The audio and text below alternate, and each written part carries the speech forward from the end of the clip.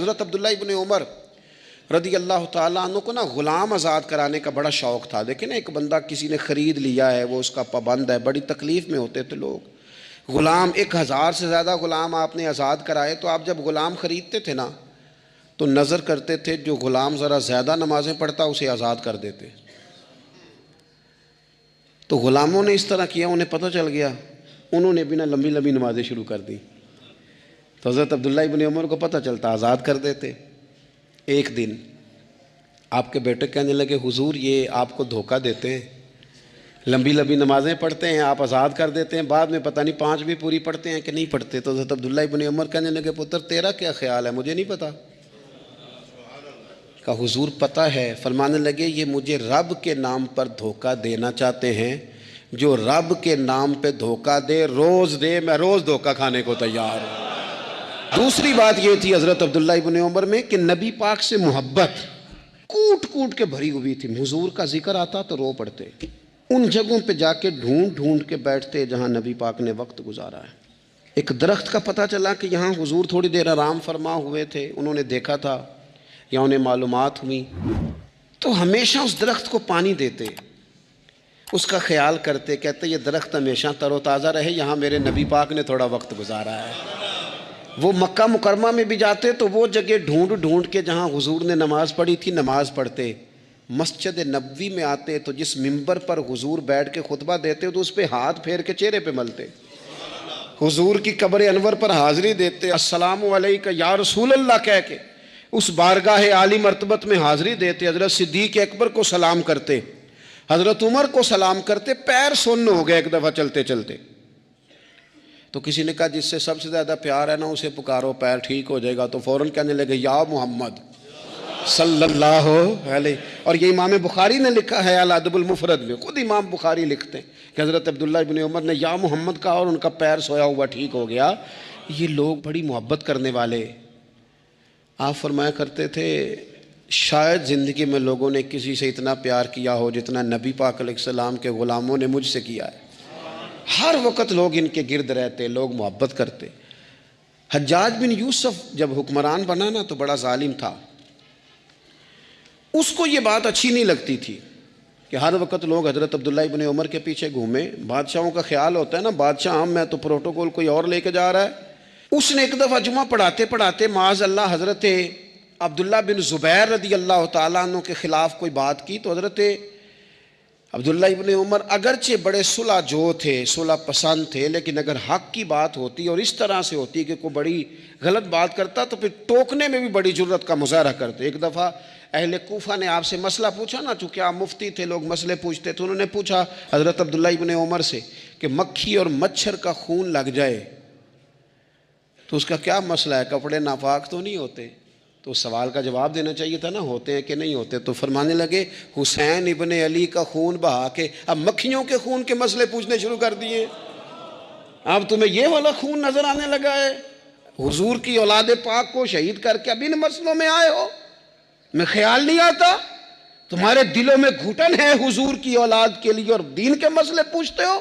جاؤ پہلے کشادگی پیدا کرو، تیری نسل پاک میں ہے بچہ بچہ نور کا، تو ہے عین نور تیرا سب گھرانہ نور کا۔ پہلے کشادگی لاؤ حضور کی اولاد پاک کے لیے، پھر مسائل پوچھنا۔ حجاج بن یوسف نے کوئی بات کر دی، آپ نے ٹوک دیا، آپ نے ٹوک دیا، تو پھر حجاج نے سازش کی۔ اوہو، اللہ والوں کے خلاف جو سازشیں ہوتی ہیں بڑی گہری ہوتی ہیں، بڑی سخت ہوتی ہیں، بڑے جال بنے جاتے ہیں، بڑا حسد کیا جاتا ہے، بڑی تکلیف دی جاتی ہے۔ اللہ قرآن میں کہتے ہیں، محبوب یہ لوگ تجھ سے حسد کرتے ہیں، حسد من عند انفسہم، ان کے دلوں میں تیرے لیے حسد ہے، حسد کرتے ہیں لوگ، دور تک نکل جاتے ہیں حاسدین۔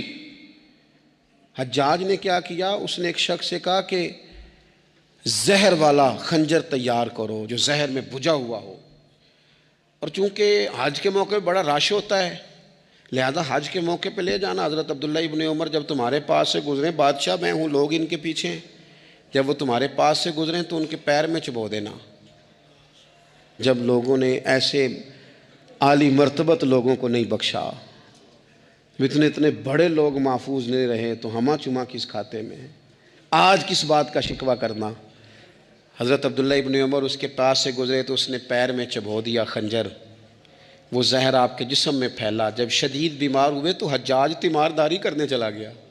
یہ دیکھو دوستی قاتل سے بھی مقتول سے یارانہ بھی، خود چلا گیا اور جا کے کہنے لگا جی اگر مجھے پتہ چل جائے نا کہ آپ کو کس نے یہ زخم دیا ہے تو میں سخت انتقام لوں گا۔ تو حضرت عبداللہ ابن عمر نے بھی بڑا منطقی جواب دیا، فرمانے لگے مجھے اسی نے زخم دیا ہے جس نے حج کے موقع پر کسی کو خنجر لانے کا مشورہ دیا تھا، اسی نے مجھے زخم دیا ہے۔ گویا فرمانے لگے ظالم تو خود ہی یہ کام کرتا ہے اور خود ہی تو تیمارداریاں کرتا ہے۔ حضرت عبداللہ ابن عمر شہید ہو گئے، مکہ مکرمہ میں آپ کا مزار بنا دیا گیا۔ تقریباً 1500 کے لگ بھگ 1600 کے لگ بھگ آپ سے احادیث مروی ہیں۔ زندگی حسین گزاری، حضور کی خوشبوئیں ہر وقت آتی رہیں۔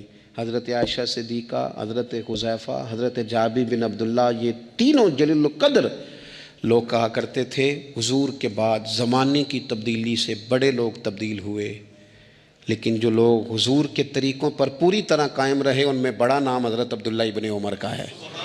بڑا نام، رات بھر عبادت کرتے اور دن کو ظہر سے عصر تک اللہ کی یاد میں مصروف رہتے۔ 3 باتیں اپنی زندگی میں سمجھے، ایک تو جس بات کا پتہ نہیں ہے اس کو کبھی ڈسکس نہ کریں، یہ ہمیں حضرت عبداللہ ابن عمر کی زندگی نے بتایا۔ اور دوسری بات یہ ہے کہ کوشش کریں، سخاوت کرنی ہے اللہ کی رضا کے لیے، تو اس میں اللہ کی رضا ہی پیش نظر ہو۔ اور تیسری بات یہ جتنا ہو سکے اپنے آپ کو حضور کے دروازے کے قریب کریں، نبی پاک کے رستوں کا مسافر بنے۔ تو سلیمان بن عبد الملک جو تھا اس کو شوق تھا شادیاں کرنے کا، یہ بھی شوق ہوتا ہے بادشاہوں۔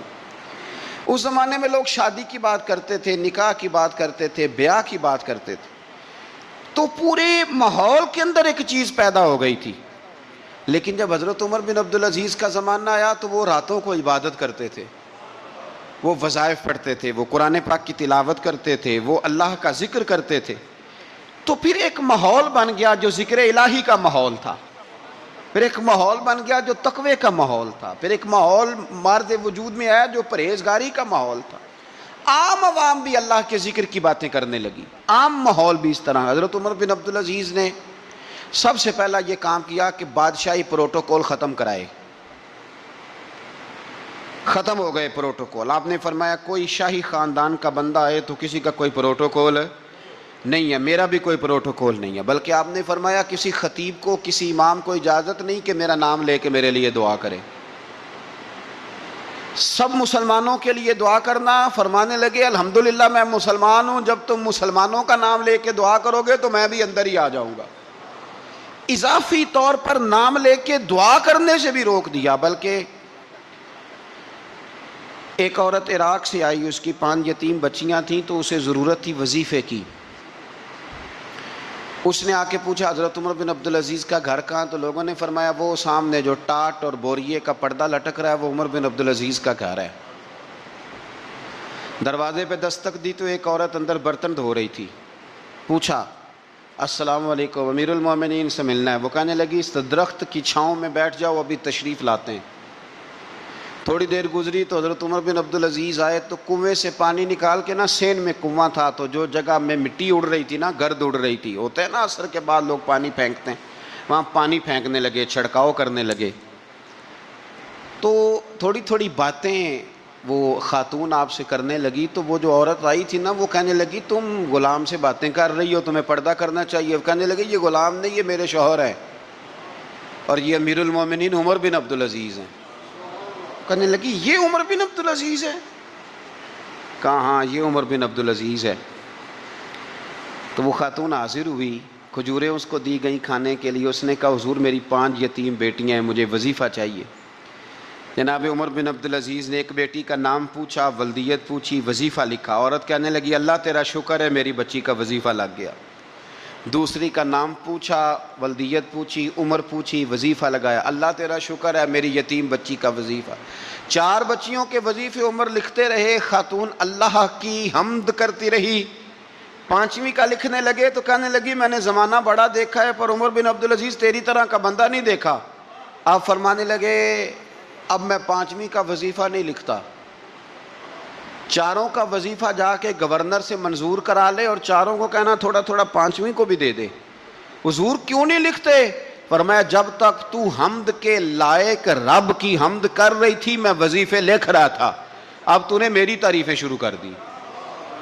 اپنی تعریف پر کیسے وظیفہ لکھوں؟ وہ تو حمد کے لائق ہے، اس کی حمد ہونی چاہیے، لیکن میں اپنی تعریف پر، اپنی خوشامد پر میں نہیں لکھتا۔ جا اللہ تعالیٰ تیری لیے بہتری کرے۔ وہ خاتون کہتی ہے میں وہاں سے آئی، مجھے مہینوں لگ گئے، سفر لمبا تھا، عراق پہنچی تو عراق کے گورنر کو جب میں نے وہ روکا دیا تو ان کی چیخیں نکل گئی، تڑپ کے روئے۔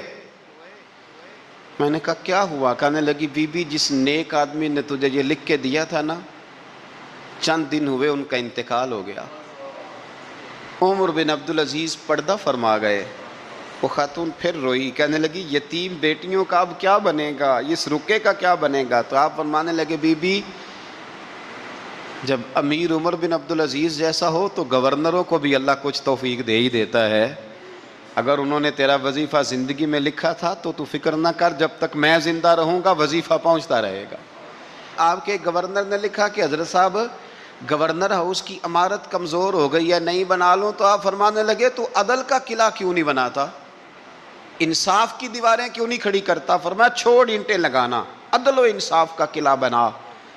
سب سے بڑی بات یہ تھی کہ بڑے پابند تھے صوم و صلات کے، دن کو تلاوت کرتے، رات کو عبادت کرتے، پنجگانہ نماز میں کھڑے ہوتے، اللہ کے خوف کی بات آتی تو چڑیا کی طرح پھڑ پھڑاتے، ڈرتے۔ آپ کی اہلیہ کہنے لگی عمر بن عبدالعزیز یہ کیفیت کیسے ہوئی؟ فرمانے لگے ایک ذہن میں بات بیٹھ گئی تھی کہ رب نے حساب پوچھنا ہے اور میں نے حساب دینا ہے، تو جس کو پتا ہونا میں نے حساب دینا ہے اور مجھ سے کسی نے حساب پوچھنا ہے، پھر سمجھیں، حساب دینا ہے اور کسی نے حساب پوچھنا ہے، حساب دینا ہے اور حساب، تو فرماتے ہیں جب یہ ذہن بن گیا نا کہ میں نے حساب دینا ہے اور رب نے حساب پوچھنا ہے، تو بس پھر میں نے حساب کر کے رکھنا شروع کر دیا۔ پھر میں نے کوشش کی ہے کہ حساب کروں کہ نا انصافی نہ ہو جائے، ظلم نہ ہو جائے۔ ایک آدمی بڑی دور سے چل کے آیا، عرض کی حضور آپ کے گورنر نے میرا مال چھین لیا ہے، واپس نہیں کرتا۔ تو حضرت عمر بن عبدالعزیز رحمۃ اللہ نے رکا لکھا، فرمایا میں نے تو تجھے نیک آدمی سمجھ کے گورنر بنایا تھا اور تو لوگوں کے مال نہیں واپس کرتا، فوراً واپس کر۔ اس کے نام جب خط لکھا تو آدمی خوش ہو گیا، تو آپ فرمانے لگے اب یہ بتا تیرا آنے جانے کا خرچہ کتنا ہوا؟ عرض کی حضور کیا مطلب؟ آپ فرمانے لگے ایک تجھ پہ ظلم ہو اور دوسرا تیرے اوپر اور خرچے ڈالے جائیں۔ دیکھیں نا، ایک آدمی کی زمین پہ قبضہ ہو، پھر وہ وکیل کرے، پھر وہ گواہ اکٹھے کرتا پھرے، پھر وہ مسائل میں الجھ جائے۔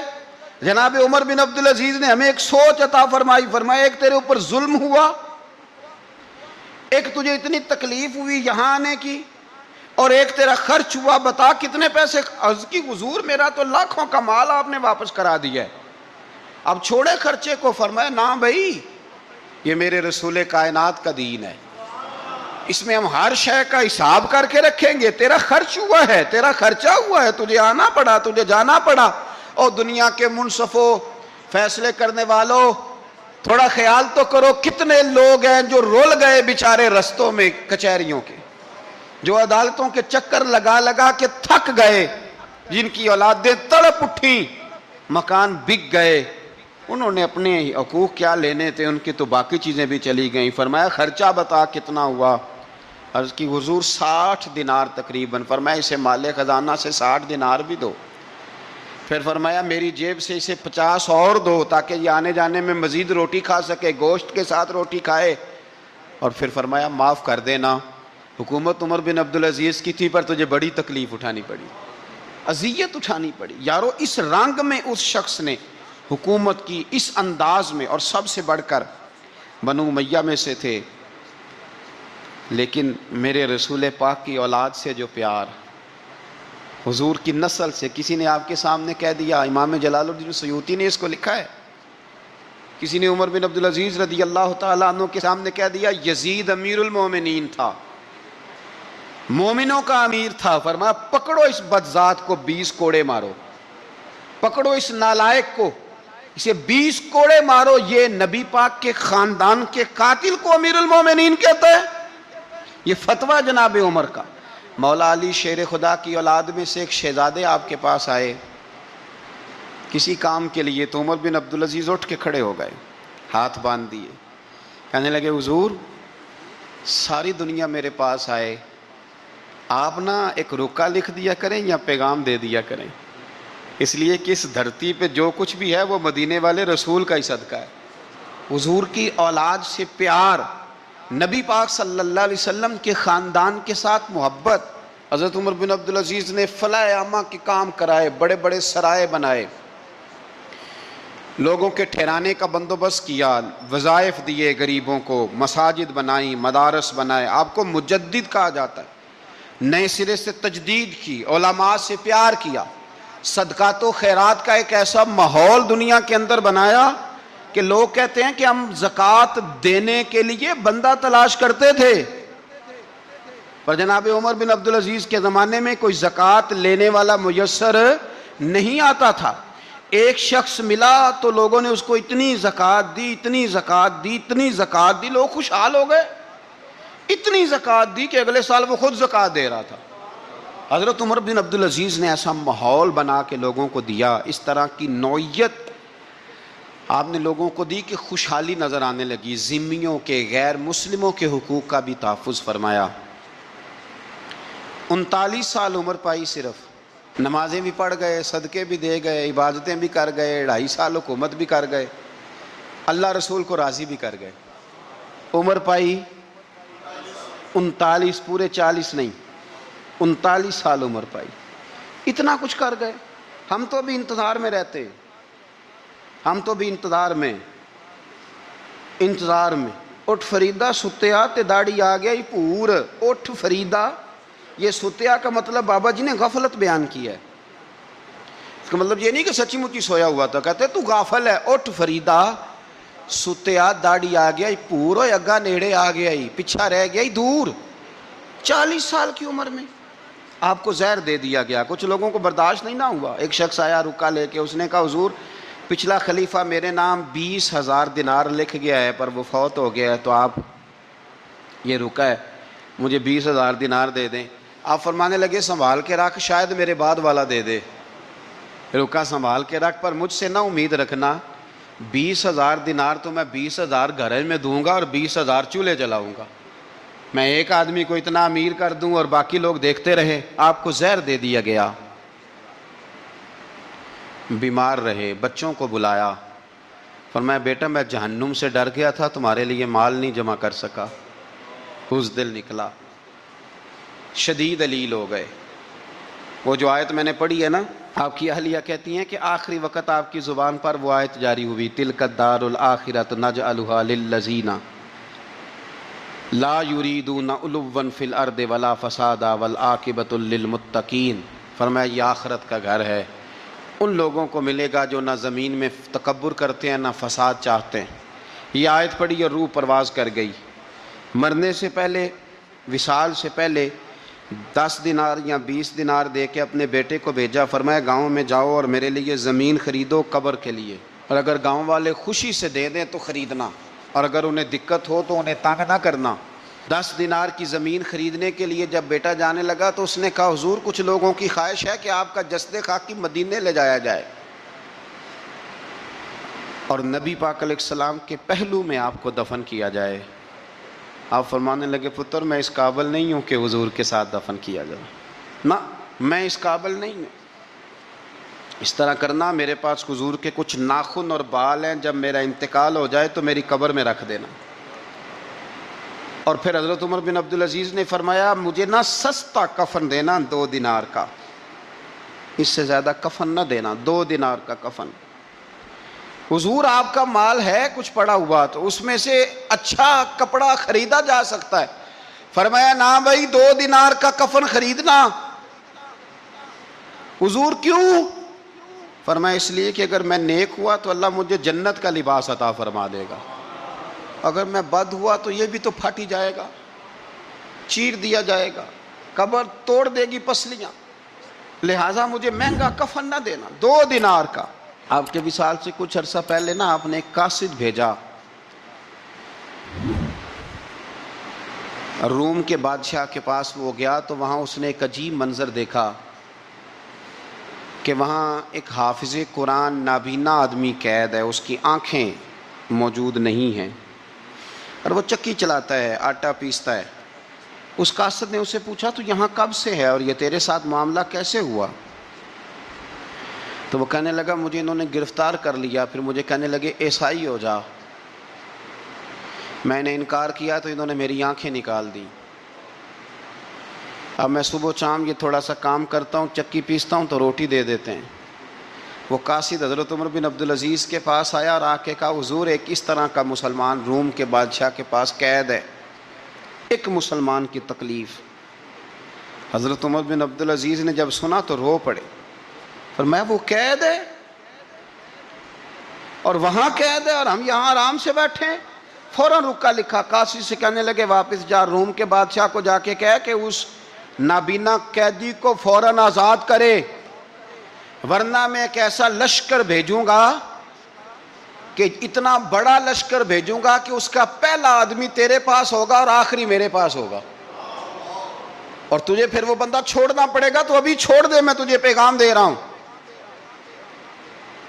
وہ قاصد کہتا ہے جب میں رکا لے کے پہنچا، ظاہر ہے بڑا لمبا سفر ہوتا تھا، آنے جانے میں مہینوں بھی لگ جاتے تھے۔ کہتے ہیں میں نے رکا دیا تو اس نے پڑھا، کہنے لگا میری طرف دیکھ کے رکا میں نے پڑھ لیا ہے، علماء کو جانتے ہیں، تاجر تاجروں کو جانتے ہیں، تو بادشاہ بھی بادشاہوں کو جانتے ہیں۔ فرمایا تم مسلمان ہو، میں نہیں ہوں، پر اتنی تم اس درویش کی قدر کرتے ہو، میں تم سب سے بڑھ کر قدر کرتا ہوں۔ میں اس بندے کو لشکر لے کے آنے کی تکلیف نہیں دوں گا، میں ویسے ہی قیدی آزاد کرنے لگا، تم لے جاؤ۔ کہتے ہیں مجھے چند دن وہاں رہنا پڑا، کچھ لوازمات تھے جن کے لیے رکنا پڑا۔ ایک دن میں شاہ روم کے دربار میں گیا تو وہ تخت سے نیچے اتر کے رو رہا تھا اور اس کی ہچکی بندھی تھی اور اس کے سینے سے آواز نکل رہی تھی۔ میں نے پوچھا لوگوں سے کیا ہوا، کہنے لگے خود ہی پوچھ لو۔ میں نے جا کے کہا بادشاہ کیا ہوا، کیوں رو رہے ہو؟ تو کہنے لگا آج دھرتی کا حسن اٹھ گیا ہے، آج سنگار ختم ہو گیا، آج دھرتی کا حسن اٹھ گیا۔ میں نے کہا کیا ہوا؟ کہنے لگے عمر بن عبدالعزیز انتقال کر گئے، تمہارا امیر چلا گیا۔ تو میرے دل میں خیال آیا، میں نے آہ بھری، میں نے کہا پھر ہمارے لیے کیا حکم ہے؟ تو فرمانے لگے وہ چلتا پھرتا راہب تھا، لوگوں کے پاس کچھ نہیں ہوتا تو وہ فقیر ہوتے ہیں، پر اس کے قدموں میں تو خزانے تھے، پر وہ پھر بھی فقیر تھا۔ فرمایا اس کا حکم اگر میں زندگی میں مانتا تھا تو مرنے کے بعد بھی بات مانی جائے گی، تمہارا قیدی بھی تمہیں واپس کیا جائے گا اور عمر بن عبدالعزیز کی بات بھی سنی جائے گی۔ کسی نے حضرت عبداللہ ابن مبارک سے کہا آپ بڑے زاہد ہیں، آپ نے دنیا چھوڑ دی۔ فرمایا میں تو عالم فاضل ہو کے زاہد ہوں، زاہد تو اصل میں عمر بن عبدالعزیز تھے جو بادشاہ ہو کے زاہد تھے۔ مالک بن دینار بھی کہتے تھے وہ بادشاہ ہو کے زاہد ہیں۔ ان کا انتقال ہوا تو خواجہ حسن بصری فرمانے لگے آج دنیا سے بہترین آدمی چلا گیا۔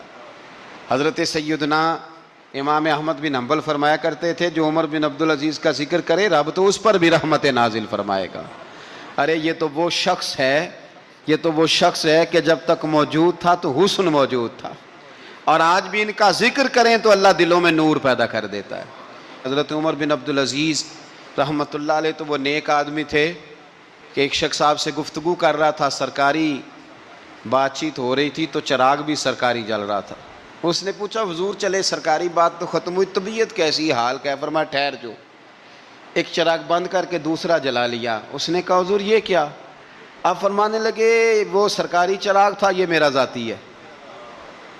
جس شخص نے اتنی باریک بینی کے ساتھ تقوی اختیار کیا ہو، نبی پاک سے اتنی محبت کی ہو، دعا کرتے ہیں اللہ ان پہ کروڑوں رحمتیں فرمائے، اللہ ان پہ بے حساب برکتوں کا نزول فرمائے۔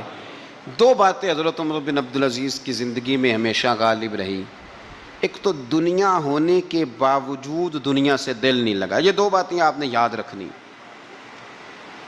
دل نہیں لگایا دنیا سے، مال تھا، دولت تھی، پر وہ اس چکر میں نہیں پڑے کہ یہ مہنگا جوڑا میرے گھر کیوں نہیں، یہ اعلیٰ کار کیوں نہیں، اب یہ والا میں نے گھر، ایک اینٹ پر دوسری اینٹ نہیں رکھی ساری زندگی، چونکہ وہ سمجھتے تھے زندگی مختصر ہے تو 40 سال کی زندگی میں ہی کمال کر گئے۔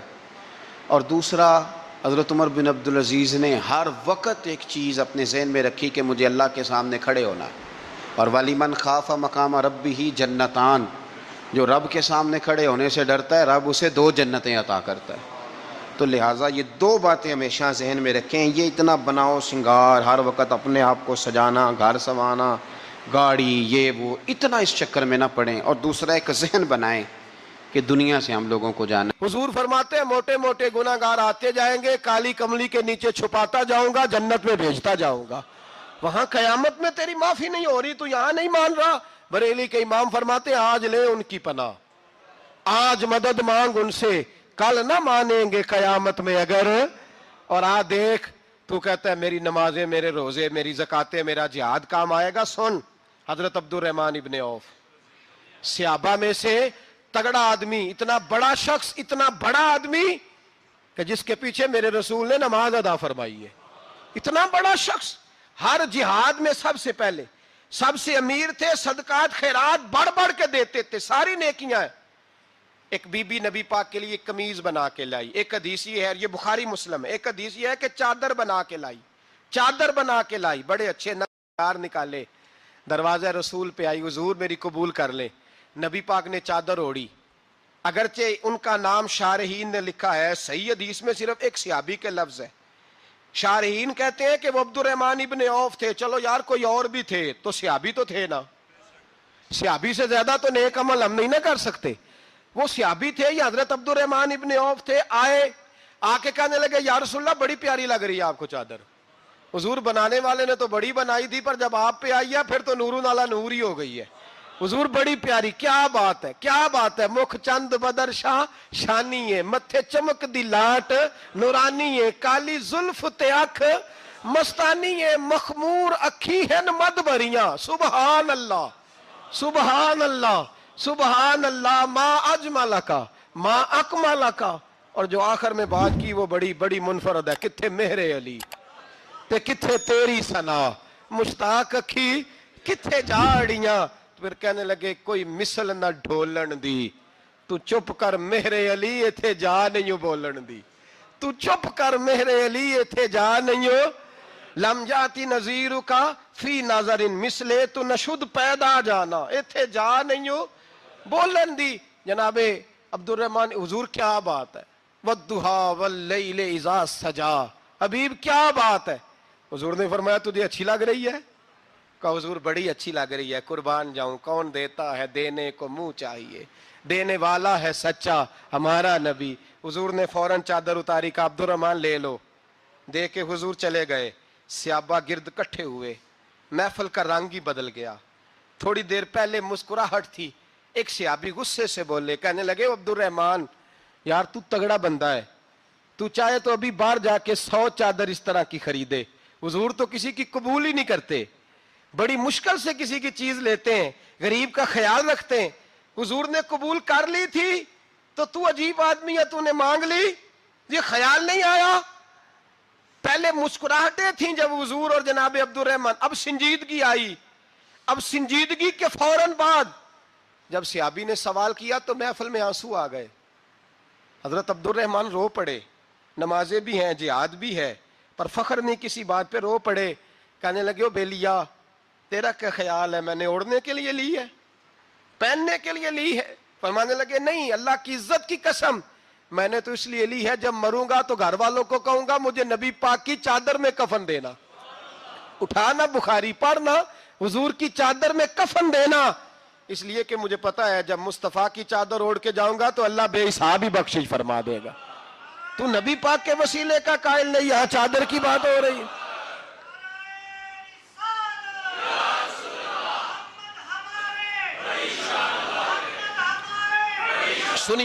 سنیے اور غور کیجئے، حضرت مولا علی شیر خدا رضی اللہ، ان کی اماں نے نا حضور سے بڑا پیار کیا، حضرت ابو طالب کے گھر میں نبی پاک نے پرورش پائی. ان کی والدہ حضرت علی کی والدہ جناب فاطمہ بنت اسد حضور سے بڑا پیار کرتی. صحابہ کہتے ہیں اس دن حضور بڑا روئے جس دن حضرت فاطمہ نے مدینے میں انتقال فرمایا. فاطمہ بنت اسد جناب علی کی والدہ فرماتے ہیں جب خبر ملی کہ حضرت علی کی والدہ وصال کر گئی تو حضور رونے لگے. فرمایا وہ علی کی نہیں، وہ تو میری ماں تھی، میری اماں تھی.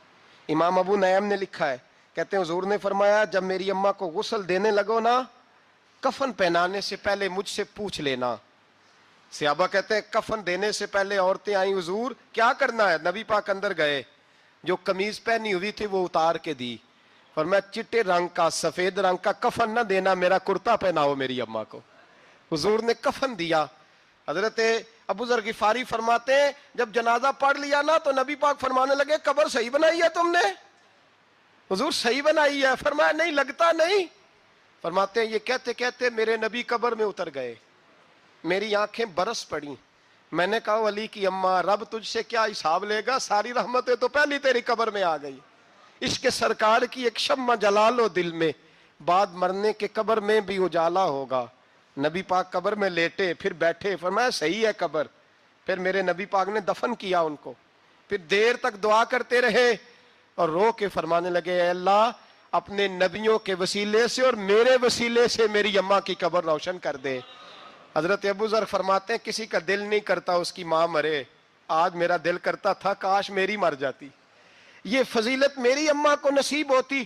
سیدنا ابو ذر فرماتے جب حضور رخصت ہونے لگے تو میں قریب گیا، میں نے کہا حبیبہ ذرا یہ رنگ مجھے بھی سمجھائیں. تو حضور نے فرمایا میں نے اپنا کرتا اس لیے پہنایا ہے کہ جب میرا کرتا فاطمہ بنت اسد کو پہنایا جائے گا تو اس کے توسل سے اللہ انہیں جنت کا جوڑا عطا فرمائے گا. اور قبر میں اس لیے اترا ہوں کہ جب میں قبر میں اترا ہوں تو اب میری اماں کی قبر تنگ نہیں ہوگی بلکہ اللہ میری برکت سے کشادگی عطا فرما دے گا. پسے مردن فرشتوں نے جو تلاشی لی تو کیا نکلا، فقط ایک دل کے گوشے سے خیال مصطفیٰ نکلا. اور میاں صاحب تو تڑپ اٹھے، کہنے لگے قبر میری تے میرے اپیرا جے کر پاویں پھیرا، قبر میری تے. چلو زندگی میں بھی دعا رہی، زندگی میں بھی دعا رہی کہ تو آئے. میں کو جیتے میرا دل بر سونا کیوں کر اس نو بھاواں، وہ ویڑے میرے وڑدا نہ ہی میں پئی لکھ وسیلے پاواں. میں نے زندگی میں بھی کہا وہ نہیں آیا، کی سی جے درد بن کے آ جاندو، وہ نہیں آیا. میاں صاحب کہتے ہیں میری قبر میں بھی یہ دعا رہی، قبر میری تے میرے اب پیرا جے کر پاویں پھیرا، قبر میری تے میرے اب پیرا جے کر پاویں پھیرا، قبر دے وچوں ہڈیاں اٹھ کے مجرا کر سن تیرا. تو آ تو صحیح. میرے رسول پاک سید عالم صلی اللہ علیہ وسلم خود قبر میں لیٹ گئے. او بھائی یہ وسیلہ اتنا پیارا، یہ وسیلہ. حضرت ابو ذر فرماتے ہیں دل کرتا تھا یہاں میری اماں ہوتی. اتنی کرم نوازیاں، اتنی بندہ نوازیاں، اتنی رحمتیں. حضور نے خود حضرت زینب نبی پاک کی صاحبزادی بڑی بیٹی کا وصال ہوا، حضور اس دن بھی بڑا روئے اور فرمایا جب میری بیٹی کو غسل دے لو تو پہلے مجھے بتانا، کفن نہ دینا. صحابہ کہتے ہیں حاضر ہوئے، یا رسول اللہ بی بی صاحبہ کو غسل دے لیا کیا کرنا ہے؟ تو حضور نے اس دن بھی کرتا اتار کے دیا. فرمایا میری قمیض میں میری. او بھائی یہ وسیلہ نہیں، یہ تجھے وسیلہ. ایک صحابی حضرت ابو معذورہ، شریعت میں کندھے تک بال رکھنا جائز ہے. اس صحابی کے اتنے لمبے بال تھے کہ جب وہ بیٹھتے تھے تو نیچے دب جاتے تھے. لوگوں نے منع کیا کٹواتا کیوں نہیں؟ فرمانے لگے نہیں کٹوانے. کہا کیوں؟ فرمانے لگے قبر میں لے کے جانے. قبر میں. کہا کیوں؟ فرمایا ان بالوں پہ ایک دفعہ نبی پاک نے ہاتھ رکھا تھا، حضور نے دست مبارک رکھا تھا. میں ساتھ للہد میں عشق رخ شاہ کا داغ لے کے چلے. ہم نے اندھیری رات سنی تھی چراغ. عبداللہ بن عتیق صحابی ہیں، حضور نے گستاخ قتل کرنے بھیجا، انعام دیے. انتقال کا وقت آیا تو بچوں کو بلایا، کہنے لگے یہ ایک ڈنڈا ہے عصا ہے، جب مروں تو میری قبر میں رکھنا. کہا ابا جی سنا نہیں کبھی کسی نے ڈنڈا قبر میں رکھا ہو عصا، آپ کی قبر میں کیوں رکھے؟ فرمایا بیٹا تمہیں پتا نہیں، یہ معمولی نے، یہ وہ ہے جو میرے رسول نے مجھے دیا تھا، یہ میری قبر میں، قبر میری تے میرے اب پیرا جے کر پاویں پھیرا، قبر دے وچوں ہڈیاں اٹھ کے مجرا کن سن تیرا، پسے مردن فرشتوں نے جو تلاشی لی تو کیا نکلا، فقط ایک دل کے گوشے سے خیال حضرت انس بن مالک کہتے ہیں مر جاؤں تو حضور کے منہ مبارک میری زبان کے نیچے رکھ دینا۔ حضرت امیر معاویہ فرماتے ہیں میرے پاس حضور کے ناخن ہے، جب میں مروں تو میرے کفن میں رکھ دینا۔ میرے اعلیٰ حضرت فرماتے ہیں ہمارے پاس کوئی شے نہیں، کوئی شے نہیں، نہ ہمارے پاس حضور کے بال مبارک، ہم کم نصیبوں کے پاس، ہم غریبوں کے پاس نہ منہ مبارک، تو حضور آپ کے پاس کیا ہے؟ فرمانے لگے لحد میں عشق رخ شاہ کا داغ لے کے چلے، کہنے لگے کلیجہ پھاڑ کے دیکھو اندر دل پہ میں نے نبی کا نام جو لکھا ہوا ہے، لحد میں عشق رخ شاہ کا داغ لے کے چلے، ہم نے اندھیری رات سنی تھی چراغ لے کے چلے۔ حضور کا، نبی پاک صلی اللہ علیہ وسلم کا وسیلہ جو ہے، اس موضوع پر ہی بولتے جانے کو دل کر رہا ہے لیکن اس عنوان کو ختم بھی کرنا ہے۔ ایک ہے حضور کا وسیلہ، ایک ہے اولیاء کا وسیلہ۔ یہ بات بھی 2-4 منٹ میں سمجھ لیں۔ صحیح بخاری مسلم میں میرے نبی پاک نے فرمایا ہے، حضور فرماتے ہیں لوگ جہاد کرنے جائیں گے، ایک زمانہ آئے گا میرے بعد لوگ جہاد کریں گے، پوچھا جائے گا تم میں کوئی صحابی ہے؟ کہا جائے گا ہے، تو نبی پاک فرماتے ہیں صحابی کی وجہ سے اللہ فتح عطا فرما دے گا۔ گویا ولی کا وسیلہ دینا۔ حضور فرماتے ہیں پھر لوگ جہاد کرنے جائیں گے تو پوچھا جائے گا مسلمانوں سے تم میں کوئی صحابی ہے؟ کہیں گے کوئی نہیں۔ کہا کوئی تابعی ہو صحابی کو دیکھنے والا؟ کہا جائے گا ایک ہے، تو فرمایا اس تابعی کی برکت سے اللہ فتح عطا فرما دے گا۔ نبی پاک فرماتے ہیں بخاری مسلم کے لفظ ہے، پھر پوچھا جائے گا لوگ جہاد کرنے جائیں گے کوئی صحابی ہے؟ کوئی نہیں۔ کوئی تابعی ہو؟ کوئی نہیں۔ کوئی صحابی کو دیکھنے والے کو دیکھنے والا تبع تابعی ہو؟ ایک تبع تابعی ہے، تو نبی پاک فرماتے ہیں اس کی برکت سے ہی اللہ فتح عطا فرما دے گا۔ مشکات میں، بخاری میں موجود ہے، نبی پاک فرماتے ہیں یہ جو اللہ تم پہ بارشیں برساتا ہے، تمہیں رزق دیتا ہے، یہ تمہارے ضعیف لوگوں کے وسیلے سے اللہ دیتا ہے، یہ کمزوروں کے وسیلے سے دیتا ہے۔ مشکات میں لفظ ہے، نبی پاک نے فرمایا 40 ابدال ملک کے شام میں ہوتے ہیں، جو عذاب تم سے دور رہتا ہے ان کی وجہ سے رہتا ہے، جو تم پر بارشیں برستی ہیں ان کی وجہ سے برستی ہیں۔ وہ کوئی بیٹھا ہوا مجھے دور دعا دیتا ہے، میں ڈوبتا ہوں پر سمندر اچھال دیتا ہے۔ شیخ سعدی فرمایا کرتے تھے میری زندگی میں جتنی بلائیں ٹلی ہیں میرے شیخ کے وسیلے سے ٹلی ہیں، میں اس کی چھتری کے نیچے رہتا ہوں، کرم مجھ پہ برستا رہتا ہے۔ اتنی حدیثیں سنا کے ایک واقعہ سنانا تو بنتا ہے کہ نہیں بزرگوں کا؟ میں چونکہ جب عقیدے کا موضوع ہوتا ہے تو میں نیچے نہیں اترتا، میں قرآن و سنت کے عین بیچ رہتا ہوں۔ ایک بات، مرید ہو گیا محمود غزنوی حضرت ابو الحسن خرقانی کا، بیعت ہو گیا، آنے جانے لگا۔ ایک دن کہنے لگا حضور کوئی تحفہ ہی دے دے، تو حضرت نے کرتا اتار کے دیا، کرتا دیا۔ یہ کسی کے پاس ہو تو بڑی نعمت ہوتی ہے، کسی بزرگ کا کوئی تبرک، کرتا دیا۔ فرمایا جب بہت زیادہ کوئی مسئلہ بن جائے تو کرتا سامنے رکھ کے دعا کرنا، اللہ تجھے فتح دے گا۔ محمود سومنات کے مندر توڑ رہا تھا، 2-4-5 دفعہ حملہ کیا، فتح نہیں ہوتی، اپنے شیخ کا جبہ رکھا ہے، اللہ اس کی برکت سے ہی فتح دے دے۔ کہتا میں نے جبہ رکھ کے دعا مانگی، اگلے دن حملہ کیا تو اللہ نے فتح عطا فرما دی۔ محمود کہتا فتح ہو گئی، میں رات کو سویا، حضرت ابو الحسن خرقانی خواب میں ملے، اور بابا جی کو میں نے دیکھا تو چہرے پہ جلال ہے۔ میں نے کہا حضور آپ ناراض ہیں؟ کہنے لگے محمود تو نے کوئی قیمت نہیں ڈالی میرے کرتے کی۔ یہ جملہ آپ کو زیادہ سمجھ آئے گا۔ کہنے لگے تو ککھ مول نہیں پایا، کوئی قیمت نہیں ڈالی تو نے میرے کرتے کی، بس ایک فتح۔ کہ حضور کیا مطلب؟ فرمانے لگے یہ میرے وجود سے لگا ہوا جبہ تھا، میں وہ شخص ہوں جس نے زندگی بھر وہ کام کیا جس میں اللہ رسول راضی ہیں، اپنے آپ پہ پابندیاں لگا کے رکھی ہیں، رب نے اپنے فضل سے بڑا نوازا ہے۔ فرمایا اگر تو میرا جبہ سامنے رکھ کے یہ دعا مانگتا نا، اے اللہ ہندوستان کے سارے ہندوؤں کو ایمان کی توفیق دے دے، اللہ نے سب کو کلمے کی توفیق دے دینی تھی۔ تو نے کیا قیمت ڈالی میرے جبے کی؟ تر دامنی پہ شیخ ہماری نہ جائیے، ہم دامن نچوڑ دیں تو فرشتے وضو کرے، اور فرشتے بھی کرتے ہیں تعظیم میری، فدا ہو کہ ان پر یہ عزت ملی ہے۔ اللہ تبارک و تعالیٰ اپنے بندوں کو طاقتیں دیتا ہے۔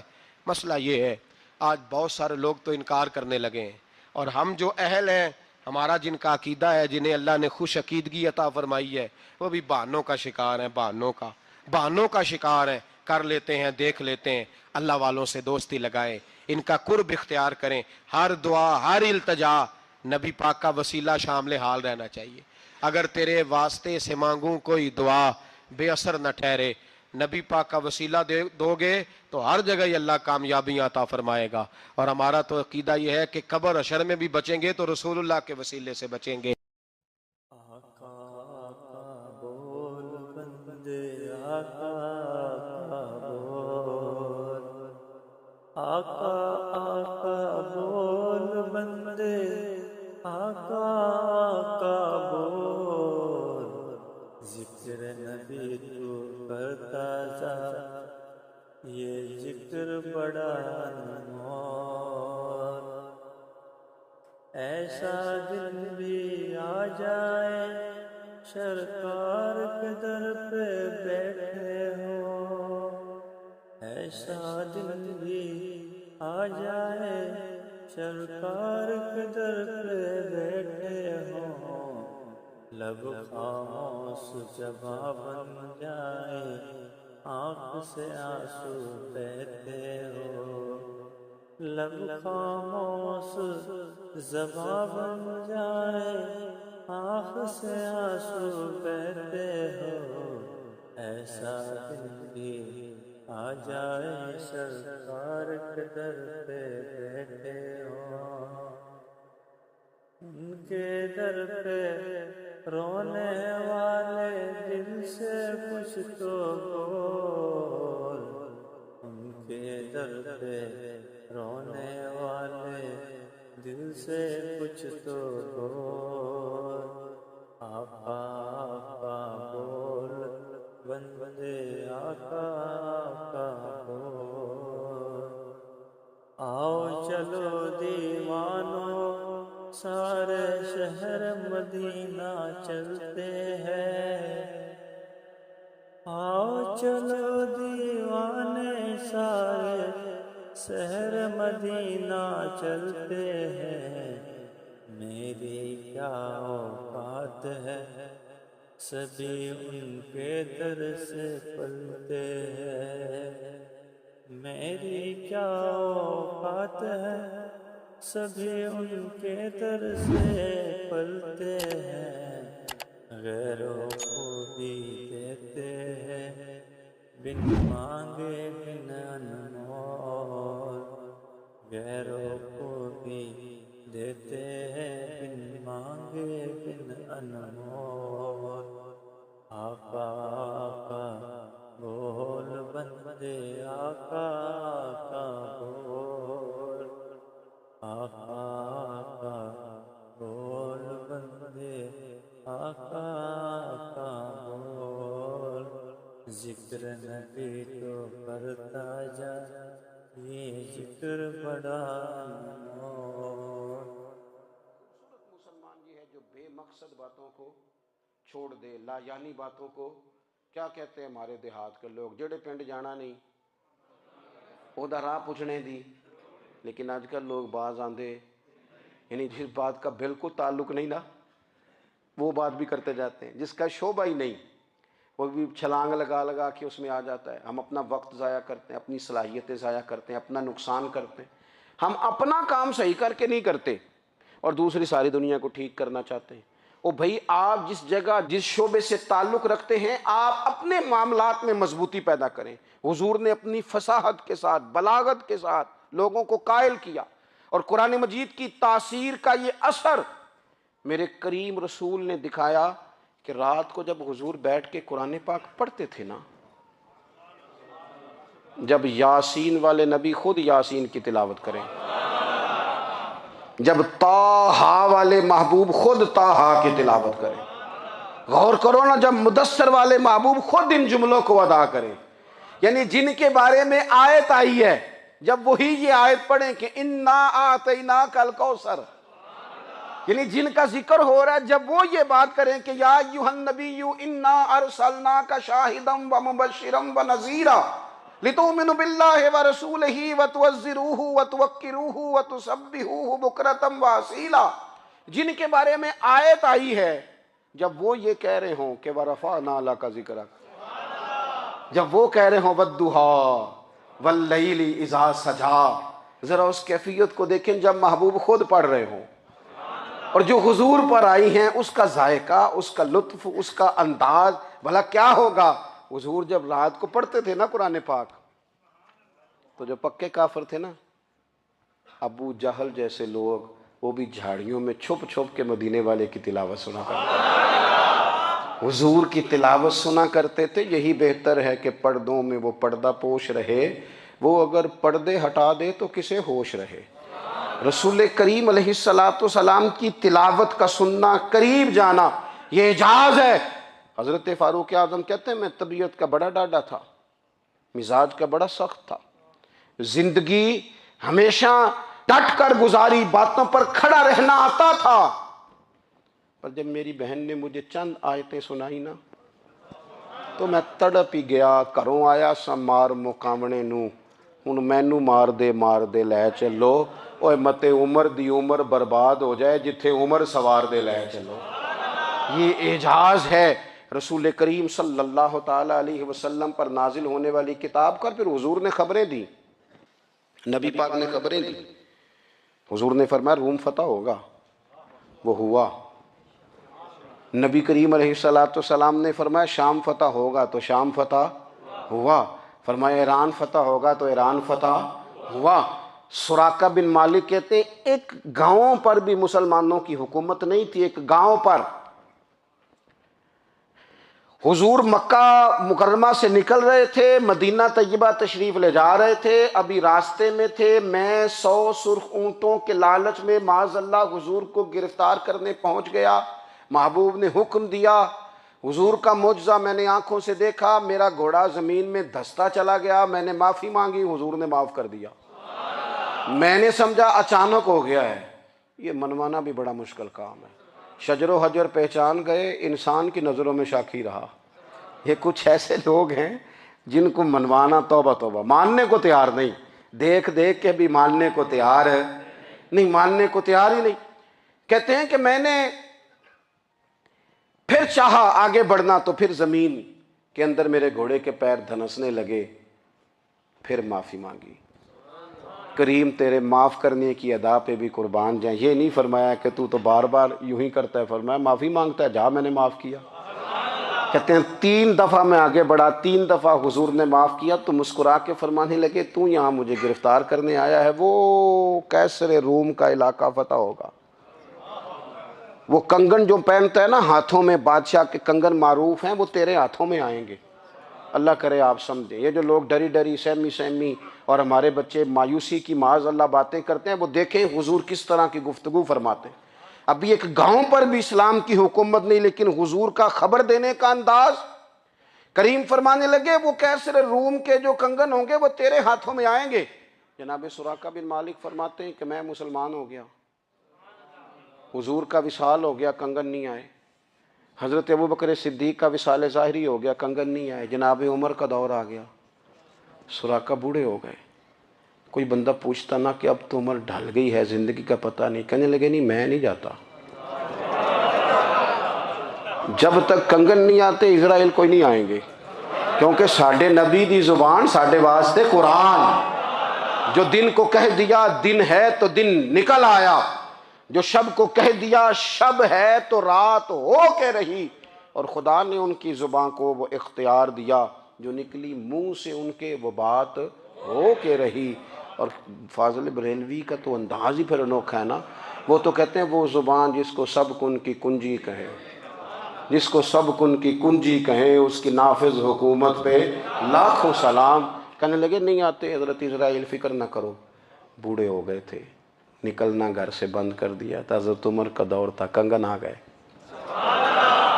حضرت فاروق اعظم نے ان کے پوتوں سے، نواسوں سے، بچوں سے کہا جاؤ بلا کے لاؤ، کا دادا جان بوڑھے ہیں، فرمایا تم کان میں کہہ دینا کنگن آ گئے۔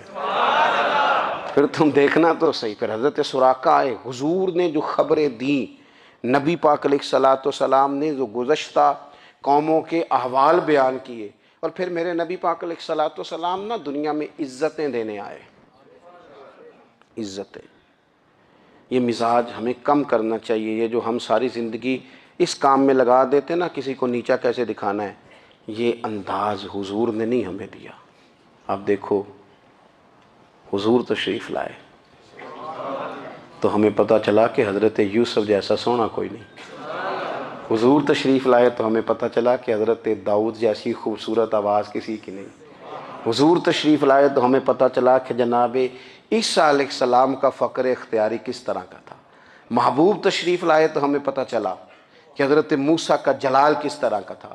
یہ تو حضور آئے تو نبی پاک علیہ السلام نے اس کی بھی عظمت بیان کی، اس کی بھی شان بیان کی۔ حضور نے بتایا کہ ابو بکر صدیق کی شان کیا ہے، فاروق اعظم کا مرتبہ کیا ہے، عثمان غنی کی حیا کیا ہے، مولا علی کی شجاعت کیا ہے، اہل بیت نبوت کی عظمت کیا ہے۔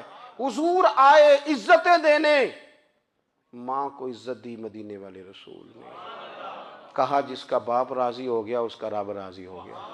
فرمایا جو 2 بیٹیاں 3 بیٹیاں 4 بیٹی بہنیں یا 1 بیٹی یا بہن بیاہ کے آ گیا نا، اس طرح میری 2 انگلیاں جڑی ہوئی ہیں، میرے ساتھ جڑ کے جنت میں جائے گا۔ رسول کریم صلی اللہ تعالی وسلم نے عزت دی، عزت دی۔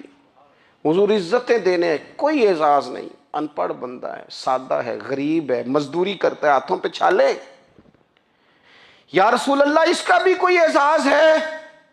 قربان جائیں، میرے کریم نے عزت دی، فرمایا محنت کر کے روزی کمانے والا تو اللہ کا دوست ہے، یہ اینٹیں اٹھانے والا، یہ مشقتیں کرنے والا، یہ صبح دیہڑی پہ جانے والا، یہ بیچارہ جو اچار سے روٹی کھاتا ہے، تو نے ہر شخص کی قسمت میں یہ عزت لکھی اور آخری خطبے کی صورت میں وصیت لکھی۔ رسول کریم نے ہر بندے کو اعزاز دیا، عظمتیں دی، حضور عزتیں دینے آئے، نبی پاک علیہ السلام نے اعزازات دیے، حضور نے نوازا۔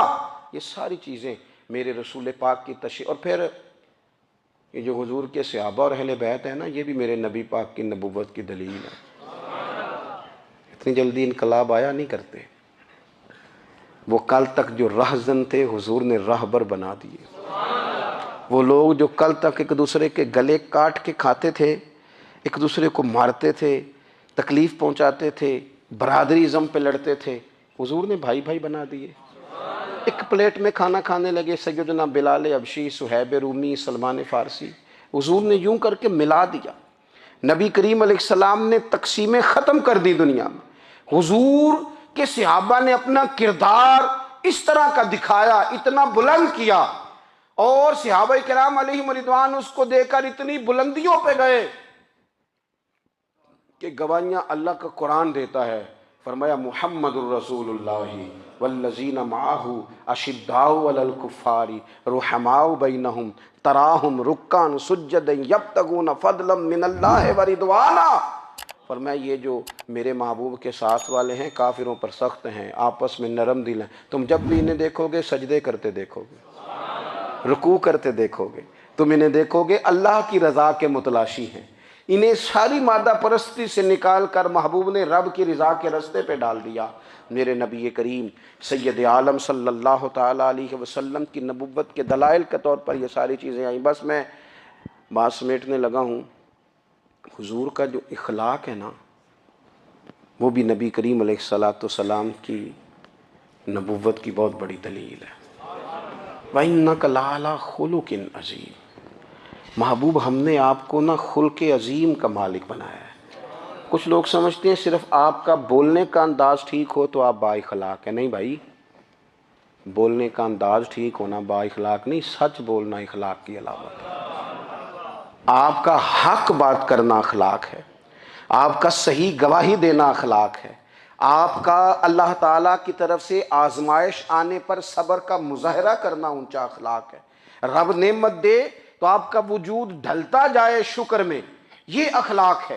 رب کریم اگر آپ کو کسی وقت کسی آزمائش میں اپنی حکمت سے ڈالتا ہے تو عزت نفس کو برقرار رکھنا، خودداری کو برقرار رکھنا، یہ اخلاق نبی پاک نے اعلیٰ ترین اخلاق کی بات بتائی، اعلیٰ ترین۔ حضور نے لوگوں سے بیعت لیتے وقت کہا تھا میرے ہاتھ پر بیعت کرو، چوری نہیں کرو گے۔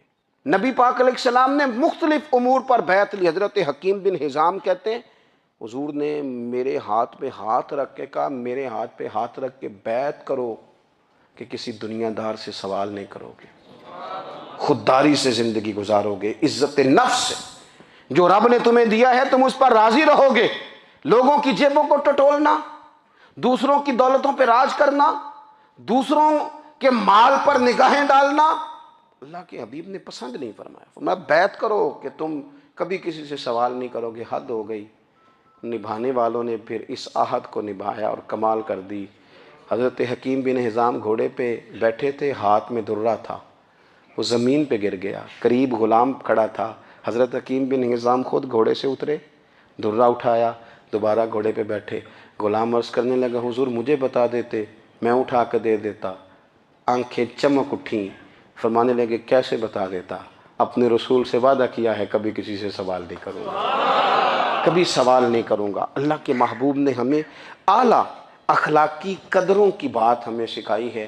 ہم دیکھتے ہیں کہ بڑی جلدی 2 4 5 لوگوں کے غصہ دلانے پر ہم ساری اخلاقی حدوں کو کراس کر جاتے ہیں۔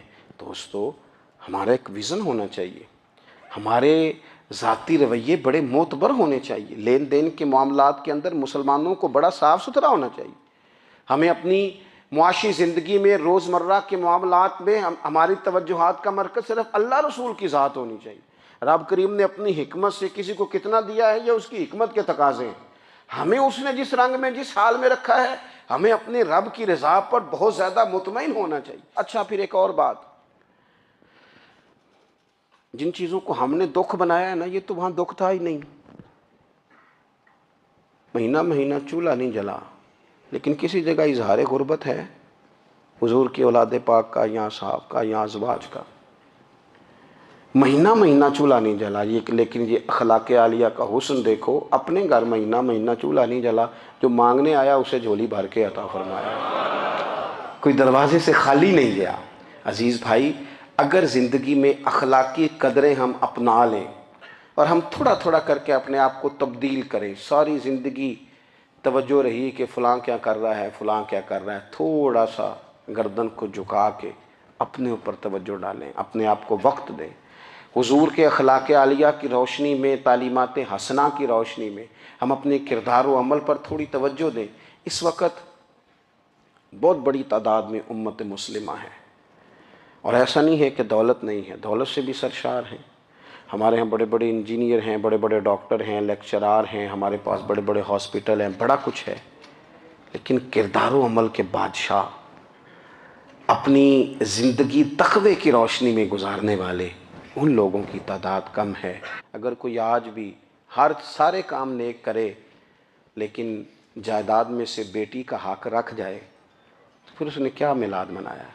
اگر آج بھی جو 2 4 لوگ بیچارے اس کے زیر دست ہیں، ملازمین ہیں، ان کے ساتھ اس کا رویہ انتہائی سخت ہو تو اس نے کیا میلاد منایا؟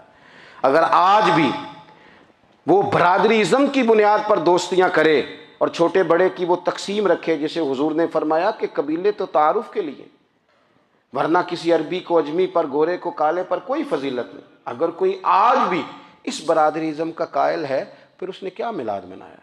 اگر کوئی شخص آج بھی اپنے آپ کو مادہ پرستی میں پوری طرح دھکیل چکا ہے اور رضا الہی کا مسافر نہیں بنا تو اس نے کیا میلاد منایا؟